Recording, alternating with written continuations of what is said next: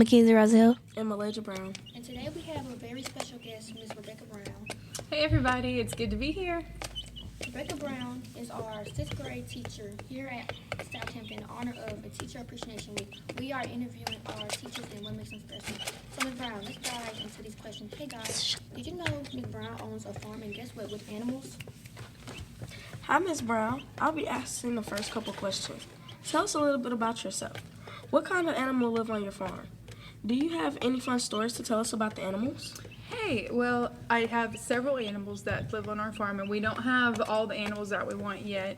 And you may hear the chickens chirping in the background. We have several of those right now. These are little chicks with us today. But right now we have horses and chickens. We do want to add like mini donkey and a couple pigs, things like that, to our farm. The funniest story I can think of is one day I was in the house and my daughter comes home and she goes outside to check the water for the horses. And she finds my horse, my barrel horse, Indy, in the water trough. I don't know how she got in that water trough, but she was in the water trough. Her whole body was in the water trough. And Eliana could not get her out of it. She had to take the panel off the round pen, and she said when she did, Indy's head flopped down, and she laid there. She was so tired of struggling trying to get out of the water trough. Anyway, she got out, and everything was okay. She was uninjured, but it was hilarious. What crops do you grow? Which one is your favorite to harvest? So this year and actually for the last couple years we have not put in a garden. However, I have had a garden and my favorite crop to grow was squash and cucumber. And that is because I love to eat squash and cucumbers.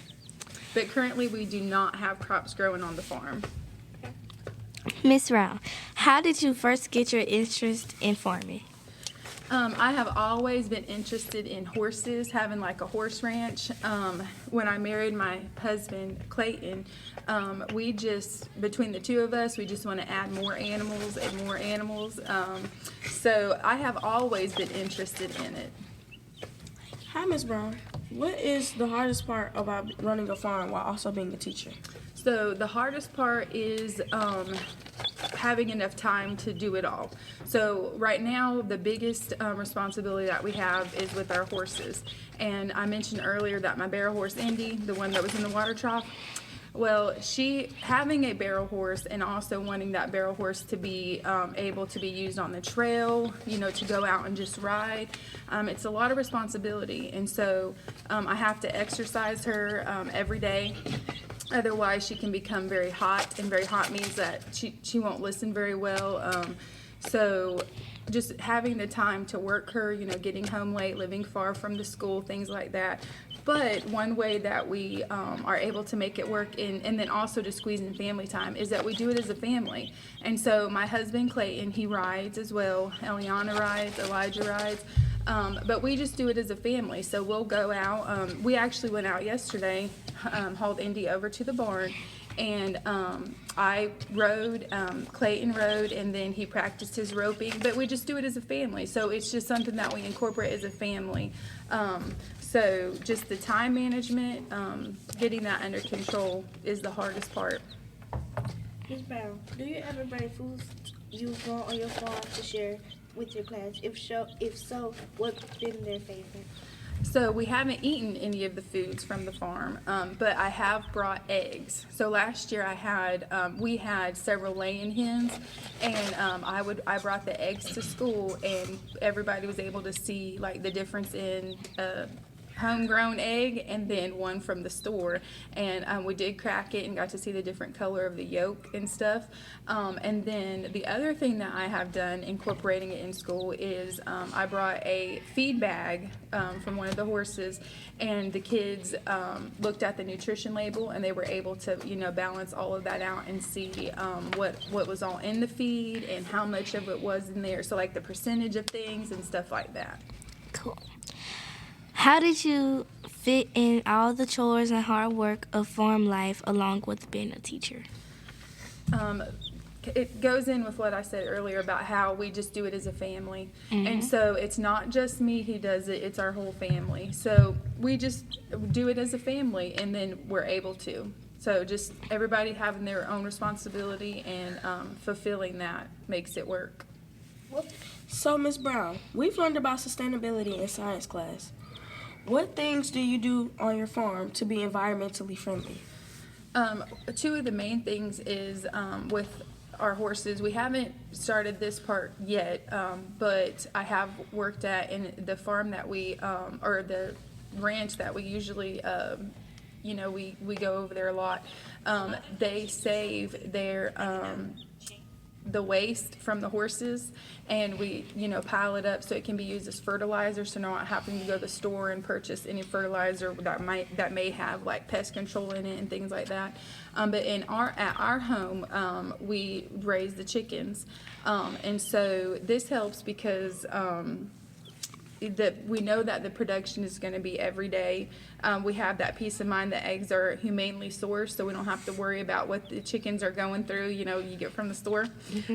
Cost savings, and then the most important thing is the fertilizer and the pest control. So that stuff is not going into our ground and being soaked up in by our environment. So, What skills do your kids need if they want to farm when they grow up? So the most important thing is they need to be teachable. In growing crops or taking care of animals, we never know it all. There's always somebody that can give us more knowledge that we can learn from and grow from. So the biggest thing is just to be teachable. You can grow chickens. They're about $1.50 at Tractor Supply. It'll take a couple months several months for them to be able to lay. But the most important thing is to be teachable. If you could grow any crazy crop on your farm, what would it be and why? Oh, I don't know. I saw that question and I thought, what kind of crazy crop would I grow? I'm not sure. Maybe one crop that you could use to feed all the animals and would grow fast and would grow without the need of water or sunshine or something, so it would grow all year round and we would never have to buy any feed or hay from the store or the co-op. What chores do you have for your own kids to help out with the farm? So the biggest chores in taking care of the animals that we currently have is they have to be fed, exercised, watered, bathed, and again, we just do it as a family. And so Eliana will exercise horses when needed, and we just do it as a family. Clayton and I will bathe them together, exercise them together. We just do it as a family. So there's not exactly one chore that they do. They just help. We just help Do one it another. all together. That's right. We do it all together. Ms. Brown, do you have any questions for us? What animals would you guys be interested in seeing? I would be interested in seeing a cow or a horse. Ooh. I would love to see one of those little donkeys. The miniature donkeys? Oh, man. I would love to see a piglet. Aw, they're sweet. They are. I love to see your horses. The horses? Okay. How many, have you guys ever rode a horse? Yes. I have rode a horse. Oh, I have rode a horse before. I have rode a horse for my 8th and 9th birthday, Cool. That's awesome. but it pooped on my road. They do that. They do that. Actually ride like a real horse. I rode like a pony at like my 3rd grade fun day, and they had like the horses come up there, and the bigger kids ride the horses. Oh, that's awesome. They are really fun to ride. Yeah.